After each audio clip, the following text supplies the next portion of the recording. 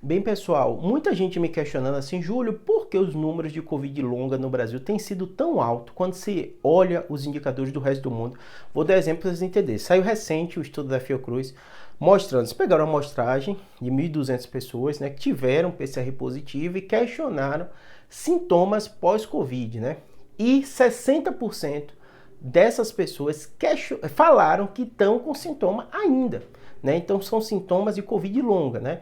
Então, número muito alto, 60% é muita coisa, né? E desses 60%, 80% até que tiveram que procurar serviço de saúde por causa desses sintomas, né? Os sintomas, agora comparando com o mundo e o questionamento de vocês, na OMS, o OMS fala que 20% mais ou menos da população que teve Covid tem Covid longa. Então já é um número bem alto, né? Coloca ali 15, 20%, né?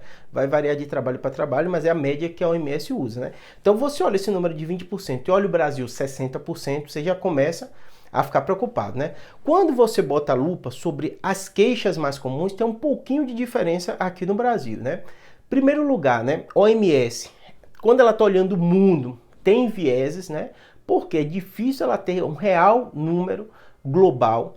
Quando a gente fala de Covid longa, tem muitas queixas de Covid que são queixas subjetivas, né? Como eu falo da questão do paciente referir piora da memória, que é um fato. A gente sabe que o paciente tem uma chance de ter queixa de memória, né? Mas vão ter grupos populacionais que queixam mais, queixam menos. Tem estudos até quantos aspectos culturais influenciam na sua queixa. Pra vocês terem ideia, né? Ter trabalhos, vou dar exemplo de dor, por exemplo, né? Populações asiáticas que queixam menos de dor ou são tidas com mais resistência à dor do que a gente latina. Então vão ter essas diferenças étnicas e culturais que faz a pessoa se queixar mais ou não. Por exemplo, queixa de queda de cabelo tão alta, foi uma coisa específica aqui do Brasil. Dos estudos que eu estava analisando de Covid longa, é comum ter essa queixa de queda de cabelo, mas no Brasil foi um dos maiores indicadores. Óbvio que tem um aspecto cultural, cuidado com o cabelo, que o brasileiro e a brasileira tem muito. Então, assim, você percebe que tem algumas coisinhas em relação a um país ou uma região e a outra, né?